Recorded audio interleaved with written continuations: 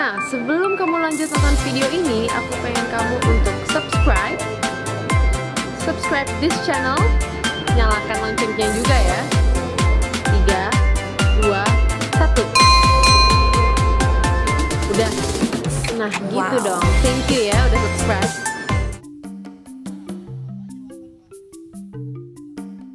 Jajaran pegunungan dan hutan yang bisa kita temui di hampir seluruh kepulauan wilayah Indonesia menempatkan Indonesia sebagai paru-paru dunia. Di samping sebagai paru-paru dunia, belantara Indonesia juga sangat bermanfaat pada zaman penjajahan dahulu. Taktik gerilya keluar masuk hutan menjadi strategi jitu bagi rakyat Indonesia untuk merebut kemerdekaan. Saat ini Panji berada di Ciberem, yaitu di hutan Ciberem di pinggiran kota Subang. Rencananya Panji akan ke bukit di sana. Di sana masih ada gua bekas peninggalan perang gerilya. Dan memang masih banyak terdapat gua Jepang di sana. Dan Panji akan mencoba mengunjungi salah satu dari gua-gua yang ada di sana di hutan Ciberem. Ikut Panji yuk. Kawasan hutan di Kabupaten Purwakarta ini merupakan saksi sejarah perang gerilya melawan penjajahan dari zaman Belanda, Sekutu hingga Jepang.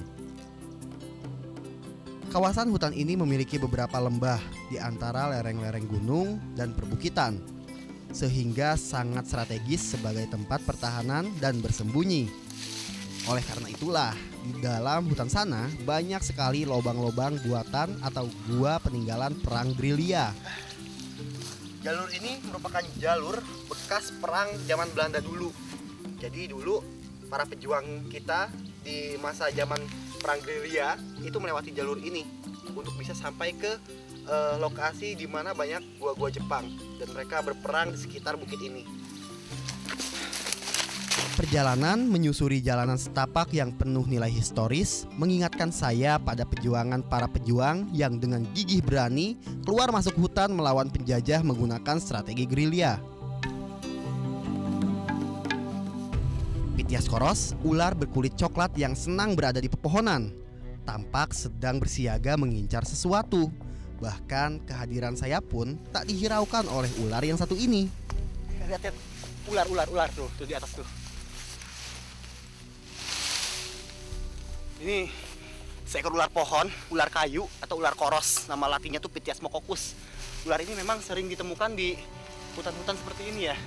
Dan dia sangat senang dan menyukai tinggal di atas pohon. Ular koros dikenal sebagai ular yang aktif di siang hari dan malam hari. Makanan kesukaan ular koros yaitu burung. Oleh karena itulah ia sering terlihat di atas pepohonan. Warnanya yang coklat mirip dengan batang dan ranting kayu, memudahkan ular ini berkamuflase saat sedang berburu mangsa. Meski tidak berbahaya karena bukan merupakan ular berbisa, tetap saja ular ini merupakan satwa liar yang susah di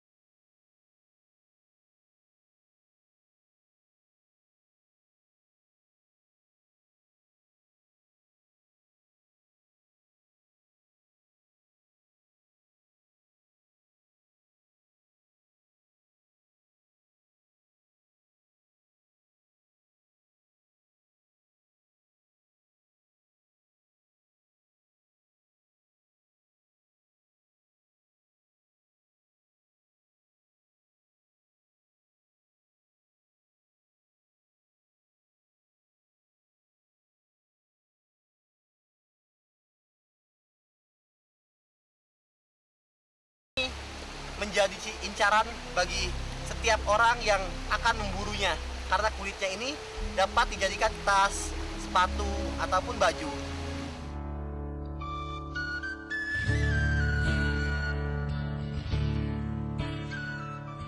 Bebatuan di sepanjang aliran sungai memiliki berbagai karakter dan bentuk.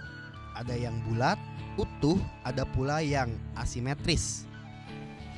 Asal bebatuan ini kemungkinan dari atas gunung yang hanyut terbawa air sungai pada zaman dahulu. Dan ada pula batu-batu yang berasal dari bagian perbukitan yang longsor. Berjalan di bebatuan sepanjang aliran sungai, saya harus berhati-hati. Karena bebatuan yang terkena air sungai cenderung licin dan berlumut. Belum lagi kekhawatiran akan keberadaan satwa liar seperti ular yang terkadang berkamuflase di balik rimbunan semak belukar.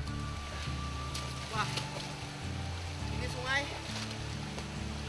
Sepertinya sungai ini terbentuk karena banjir dan longsoran tanah yang ada di atas bukit sana. Lihat bekas-bekas longsoran itu masih ada. Tuh, tumpukan-tumpukan tanah dan akar-akaran pohon.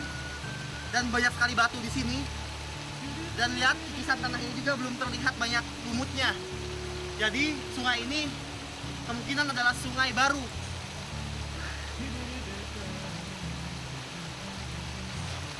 Dengan adanya lokasi seperti ini, kemungkinan lokasi ini adalah habitat bagi satwa liar.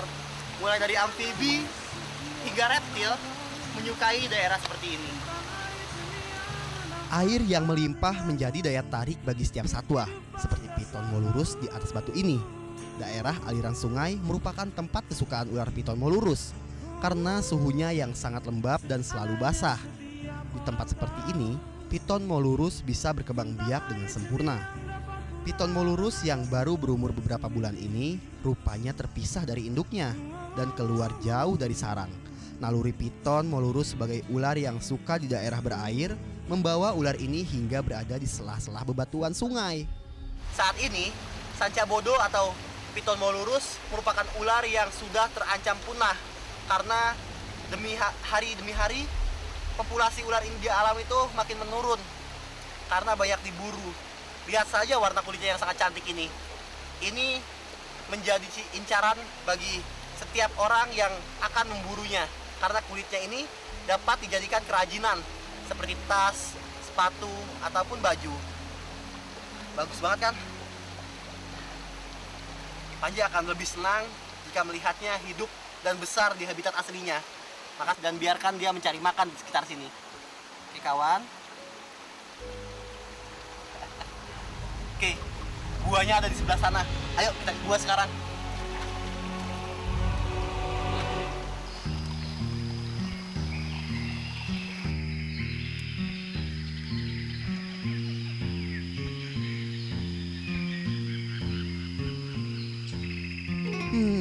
Hujan pun akhirnya turun juga. Kawasan hutan ini memang merupakan daerah bercurah hujan tinggi. Namun hujan tidak menjadi halangan bagi saya untuk meneruskan perjalanan masuk ke dalam hutan sana.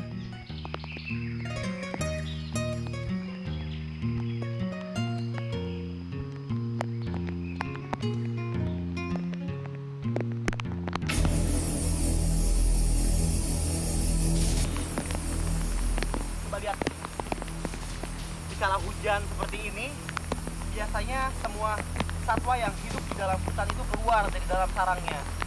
Kenapa? Karena mereka lebih suka mencari makan nih di saat lembab seperti ini. Karena semua satwa keluar, jadi ular akan mudah menemukan mangsanya seperti mamalia, kata, tikus, atau ayam hutan yang memang merupakan makanan kesukaan ular. Lihat ular yang satu ini. Sekarang saya akan coba mendekati ular ini lebih dekat lagi. Ular itu ini masih tenang. Bagaimana reaksinya jika Panji tutup? Lihat. Terus dia langsung berbalik. Lihat. Dengan cepat dia langsung nyerang. Posisi kepala ular yang tegak ke atas menandakan ular ini tengah waspada dan siap menyerang ke objek di depannya. Semakin banyak saya bergerak, piton reticulatus di depan saya ini semakin agresif. Ini adalah jenis sanca kembang. Tapi yang satu ini ukurannya belum terlalu besar. Dia masih kecil. Serangan cepat piton reticulatus menjadi senjata utama untuk menangkap mangsa atau buruannya. Kelenturan tubuh piton membuat ular ini fleksibel dalam bergerak maupun menyerang. Ia dapat melontarkan tubuhnya dengan lentur untuk menjangkau objek di depannya.